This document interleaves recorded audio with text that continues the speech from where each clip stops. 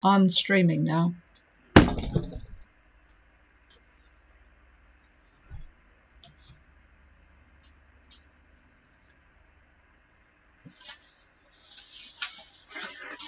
Well, a very good evening, everybody. This is Gulf Harbour Radio, ZMH286, Patricia and David, on yet another gloomy evening here at Gulf Harbour, just north of Auckland. A very good evening to all of you in New Zealand, Australia, and wherever other else you are listening. As I mentioned yesterday, nobody that we know is on passage at the moment because of the rather inclement direction of the wind. So we are running some just general, just get into the season type sessions, and David very shortly is going to talk about Windy and how to use it and look at what's going on. But yeah, I haven't really got anything to tell you other than that, because nothing much is happening. For anybody who has sent us an email today, we do not have it because Spark are doing maintenance. They've been doing maintenance all day, and they tell us that everything should be back to normal soon. I'm not sure what your definition of soon is, but my definition was in a couple of hours. But as it's been off since 8:30 this morning, I guess their definition of soon is not what David would expect when he gets the response to when is dinner. It is soon, because you'd be able to have a good snooze with the Spark definition of soon. So apologies if you have not heard back from me. I did quickly see one before they cut us off this morning about somebody. I haven't even got the boat name in my memory. I know it was an aluminium boat and it was about 12.8 metres, but that was about it. Wanting to get sort of David's look at the bigger picture, which I'm sure he will be doing either tonight or in a couple of days. So apart from the fact that we don't have any emails at the moment, everything else is working properly. So and I've even got new speakers, so I'll be able to hear people a little bit better. The weather at the moment here at Gulf Harbour, probably much the same all over the country, because the isobars are pretty much the same. It has dropped a couple of millibars since this morning, 1024. It's been 3 knots to about 10 knots of northeaster, 21 degrees still, so we are enjoying some lovely mild weather, but just the dryness, the high humidity. Today was good, no rain and 100% cloud cover. So that's about it from me, unless anybody is wanting to say anything. I haven't seen anybody, a couple of viewers on streaming. I believe all you folk in Whangarei are getting ready to have a bit of a chit-chat, and the manager, I believe, is there from Honda. So that's a little bit of interest tonight for you folk at Whangarei. All right, I'm handing over now to David, and when he's finished, I'll see if anybody wants to do any radio checks. Here's David. All right, well, good evening. And yesterday, we got one person who wanted to get my take on how to look at the bigger picture when you're passage planning and so forth. Very interesting question, because typically what happens when people are looking at their models, they really don't look at the broad scale aspect of things. They'll look at, of course, New Zealand. Say you're going from New Zealand to Fiji as an example, which seems to be the most popular destination, and they're looking at what the weather is going to look like. So depending upon who you're using to present the grid information, predict wind, windy, blue weather, met view, bomb, the Australian access models. There are just a myriad of people out there, professionals, of course, that are providing data for you to look at. And the biggest difference between them all, for the most part, is really their presentation. I personally prefer to look at windy, and that's just a personal decision that I've made, because I like to work with it. I like how they present things. They have a tremendous amount of data, which I appreciate very much. tides. But I look at other things as well, but that's not really the point. The point, as I gather from the question that we got yesterday, is really what is the best way to gather the big picture data?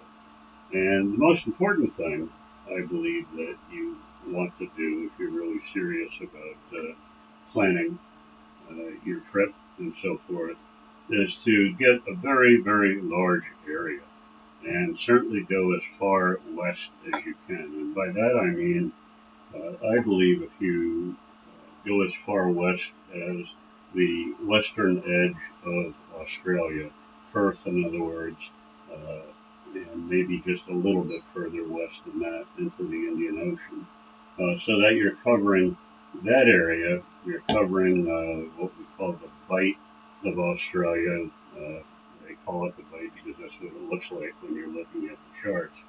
And so it's going to allow you to take a look at the highs that are developing, the depressions, particularly the southern ocean depressions, and then you can track that as you're making your plan. Hopefully you're not doing it the day before you want to go. So the whole idea is to start looking at this a week or more before you're even thinking about your departure date.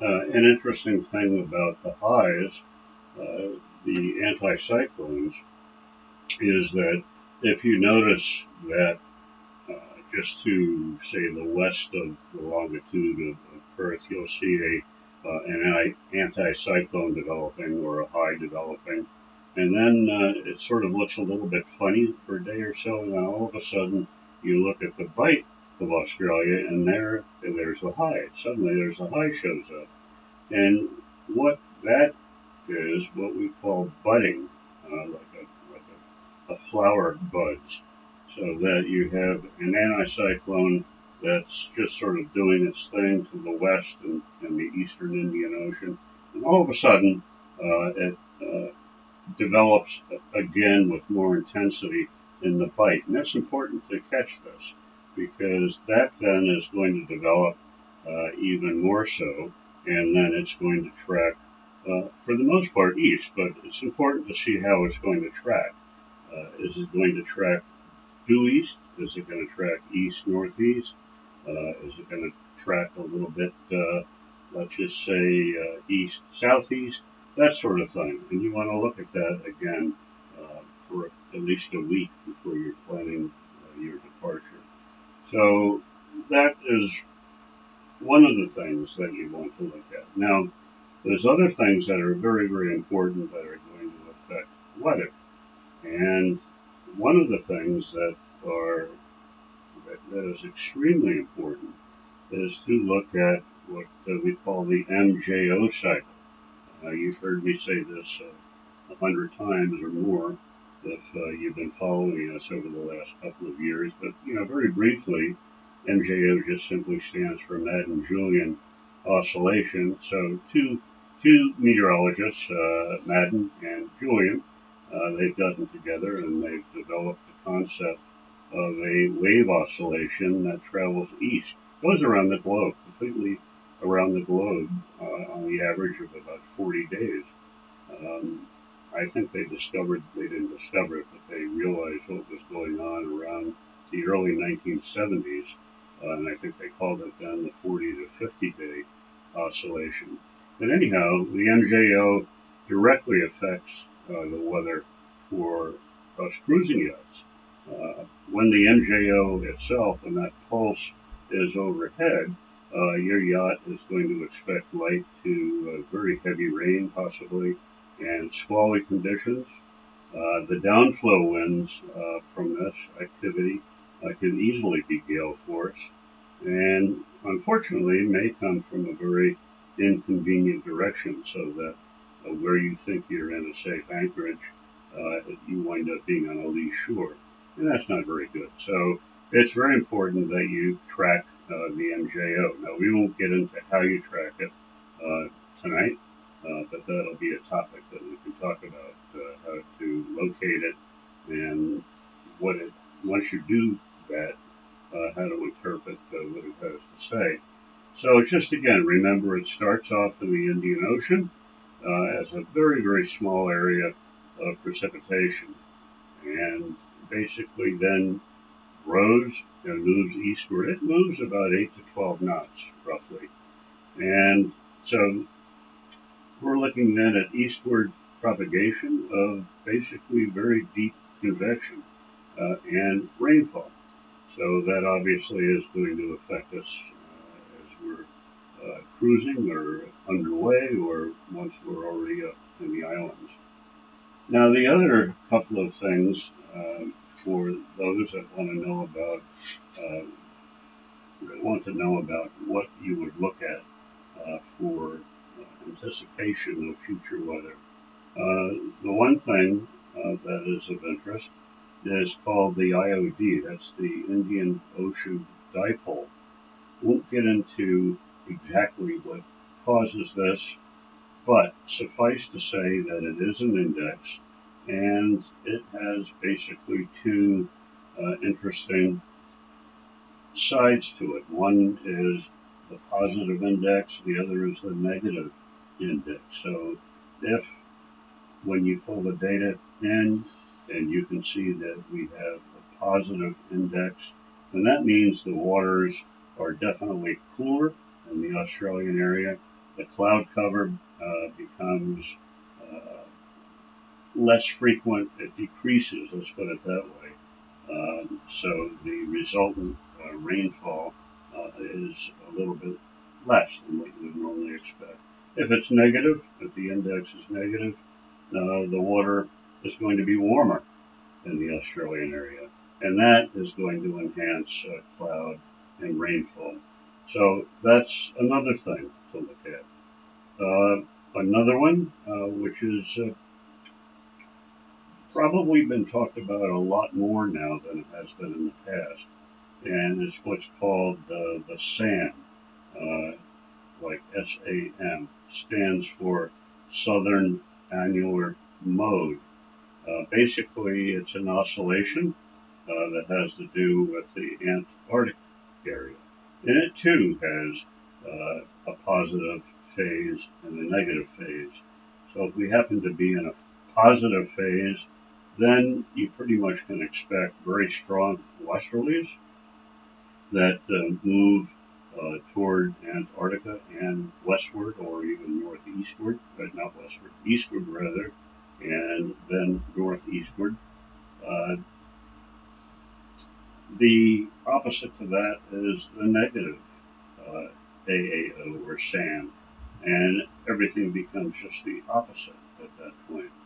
So I think to answer that question, those are the uh, basic things that we want to look at. But the most important one is the ENSO cycle. And ENSO, we're talking about La Nina and El Nino. Now, there's been so much talk about that. I mean, every time you look at the newspaper or listen to weather reports from various people that are doing this sort of thing, you're going to hear about this. So, for the last year or so, we have been in La Nina conditions. That's gone. We're not in La Nina anymore. We are in neutral conditions. And it's going to start to phase, or it's going to start to move toward El Nino in the next few months. So by the time I would say we'd be looking at September, October of this coming year, 2023, we may very well be in an El Nino phase. And this probably has more to do with your weather than the other ones that I've been talking about. In other words, the southern annular mode I don't think is as important as the ENSO cycle. The Indian Ocean dipole, while it's important, it's not as important as the ENSO cycle. So anyhow, neutral. What does that mean? Neutral. We're in the neutral phase. Well, basically, when we talk about climate, climate is more or less defined as the average or the mean weather that an area is experiencing or has experienced over about a 30-year period, 30 years, long time. So you take the average of what that weather is, and that is what we call neutral conditions, and that's what we're in now. So all you have to do is study the data, look at all the information that you can get over the last number of years, a couple of decades and whatnot, and try to average that out, and that is what we should expect for the very near future. As we phase into El Nino, then the weather is going to change even more. So that average that we saw of the 30 years is no longer going to be applicable. So what we're looking at in an El Nino condition, us cruisers, we can certainly expect that trade winds are going to be a little bit less aggressive, but they're weaker. They're not going to be as strong as they were in a La Nina condition. Also, the subtropical jet, which plays a very, very big role in our weather, that actually gets stronger, but it moves a little bit further north than in the neutral condition or in the La Nina condition. Sea surface temperatures are going to be a little bit warmer in the El Nino phase. Tropical cyclones, when they do form, they're more apt to be east of the dateline, whereas La Nina, they'll be probably, the odds would be probably more west of the dateline in the formation stages. And the South Pacific Convergence Zone, you all have heard about that, know about it, curse it when you're in it. That is going to shift a little bit to the northeast from what La Nina had given us and what normal or neutral is giving us.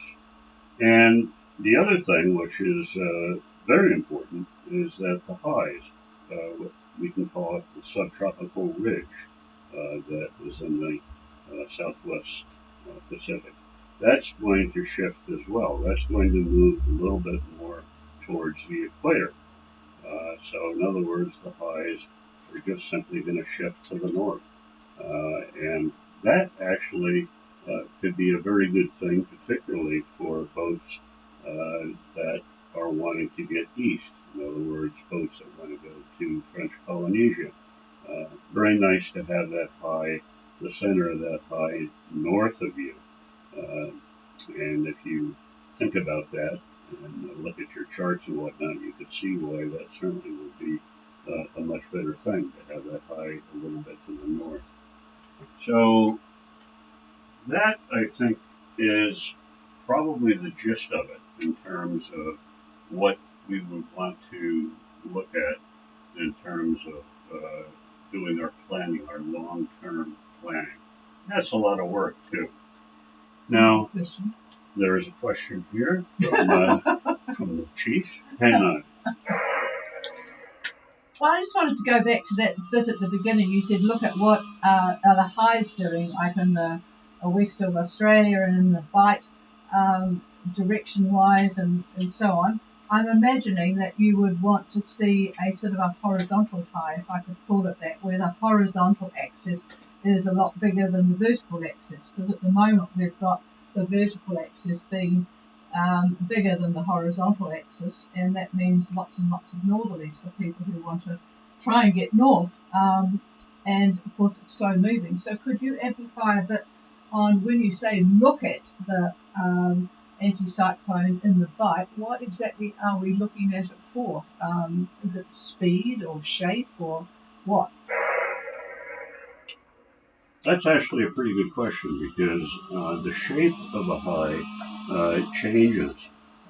Highs tend to rotate in terms of what they look like. So if you were to pick a number of isobars, you can have a high that looks like a perfect circle, as an example. or you can have a high that doesn't look like a circle, that's more of an oval. And they tend to just rotate as they're moving east. Say it happens to be a high that's going to move east. And so this is why it's important to start looking at these things a week or so before you go to see what the trend is on this particular high. So, yeah, that's a very important thing to look at. Also, I try to determine the speed of the high. Most of the time, they travel at roughly 20, 22 knots, like that.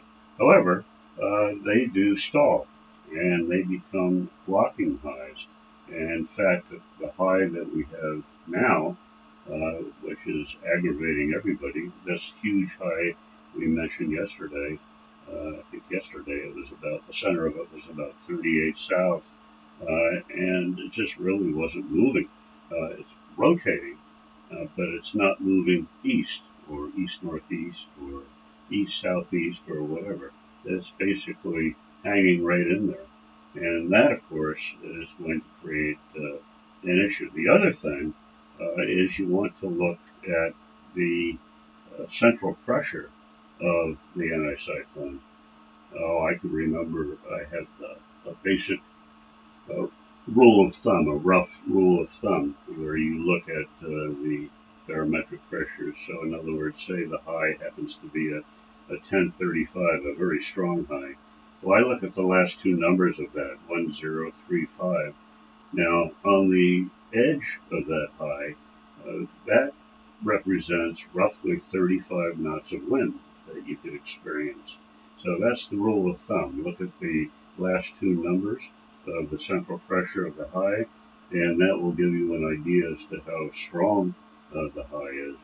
The other thing, and this also is important as you're planning your trip, particularly on very strong highs like this one at 1035, but actually anything over 1030 is considered, at least I consider it, to be a very strong high.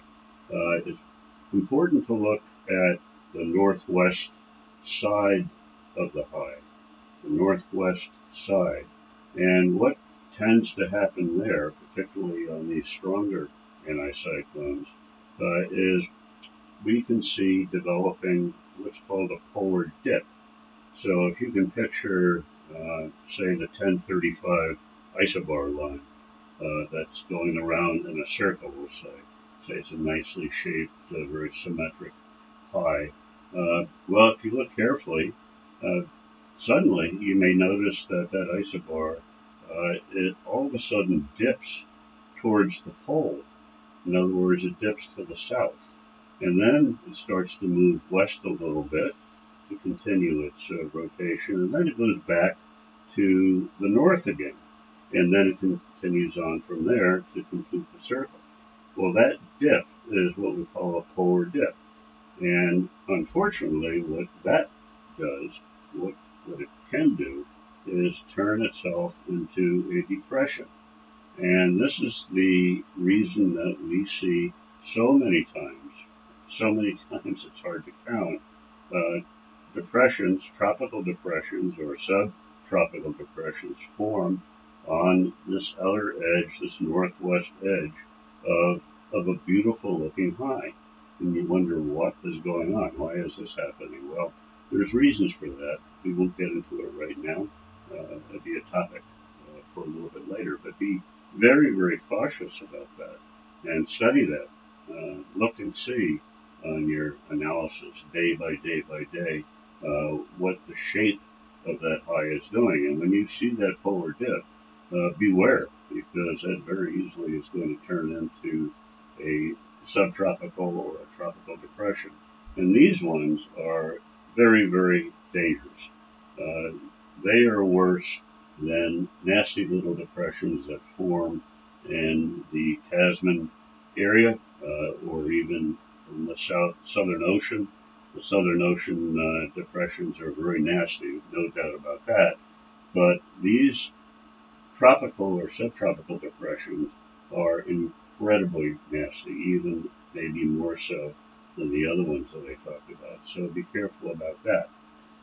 Now, we started off talking about the models, uh, the model presentations that we like to look at. And as I mentioned, I like to look at Windy. And you really don't want, I don't think you want to overload yourself with too much to look at. So there's a few things that almost become a must when you're doing your analysis. The one obvious one is the wind. Choose the wind uh, part of the model for your analysis. And look again at your, well, you can go out on windy, go out about 10 days if you want. Not that it's going to be accurate at 10 days, but at least it's going to give you an idea of what possibly can happen. The other little choice, if you can get it, is the little feature they have called rain. I think it's rain, thunder. And that is useful because that shows you where the depressions are and where the frontal bands or troughs are. Yep, rain, thunder. And that it's obvious how important that is.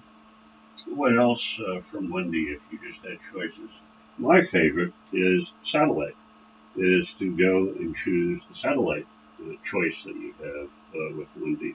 They give a very, very good presentation on their site. They offer basically three types of imagery. One is visible, the other is called infrared, and the other one is called blue. Blue, as in the color blue, is simply looking at the visible imagery, but it's doing it with a color scheme that makes it very easy to see what's going on. Well, this is very helpful. It doesn't predict anything, but it does show you what is happening at the moment. In fact, it does have an archive feature where you can go back and you can see what it's doing, what it has done. So you can see a low forming, as an example, say just to the northwest of New Zealand.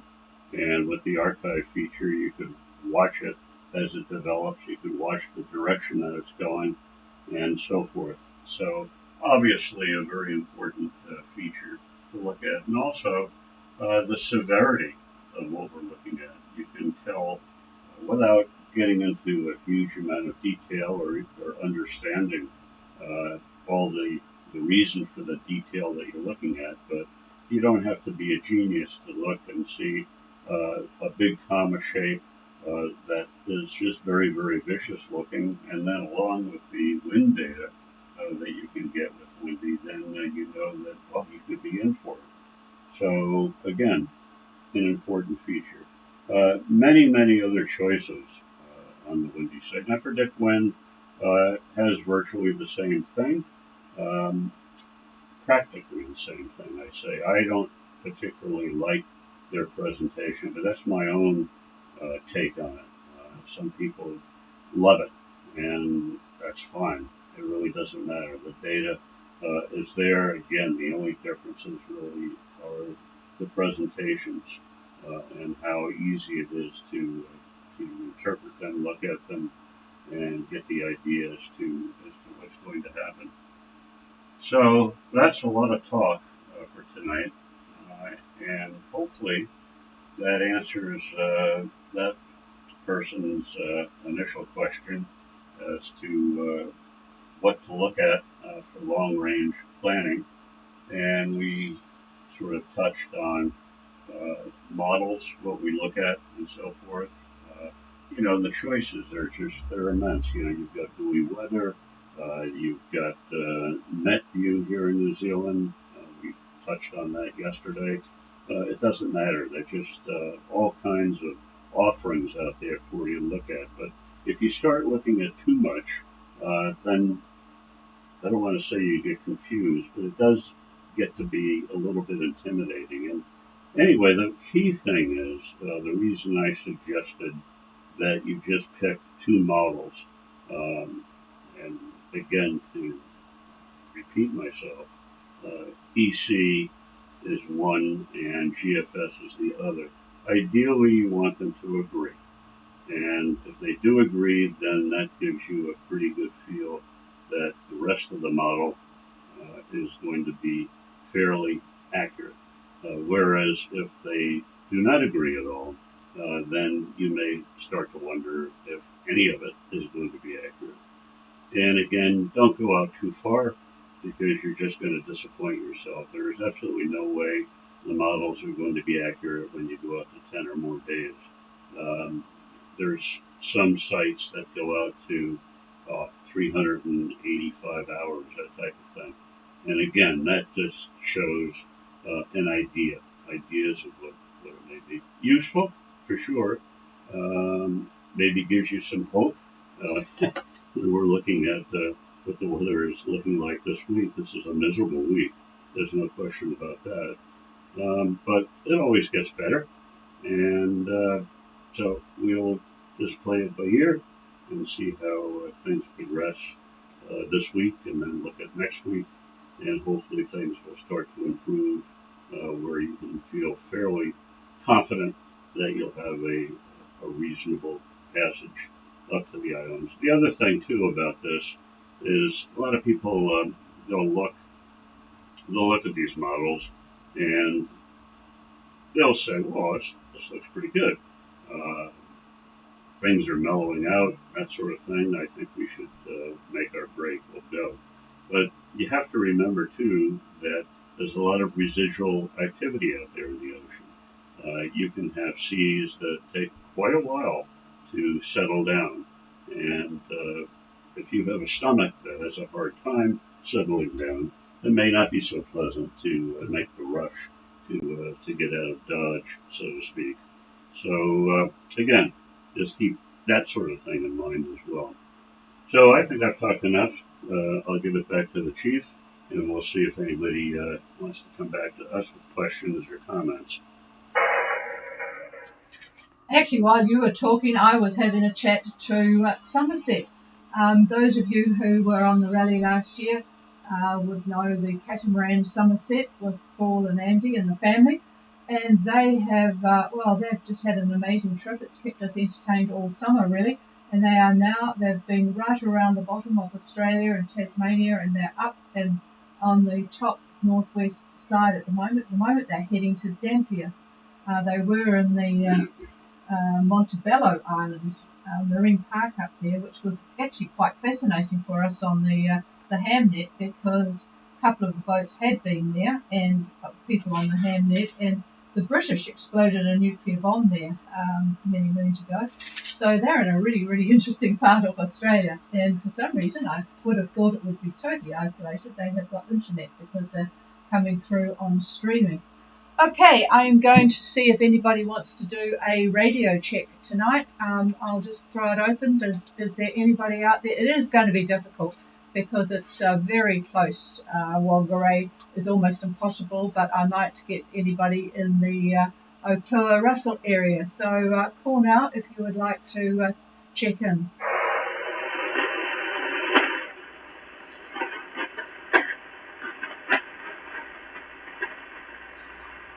What a blow. I was hoping to check out my new Trade Me bought speakers here, but nobody is out there, or not that I can hear. Anyway, one final call.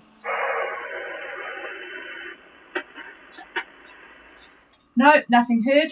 Alrighty, I thought we were going to have a longer session on Windy, but he got There's always tomorrow. Sidetracked. He's got tomorrow. And who knows, we might have specific questions if Spark decide that soon we might get our emails back again. Okay, have a good night, everybody. Enjoy the rain that's coming later. Ha ha. And we shall certainly be here tomorrow, having made use of the outside today with the dryness. You have to make use of it when it comes, don't you? Cheers, everybody. This is Gulf Harbour Radio Clear.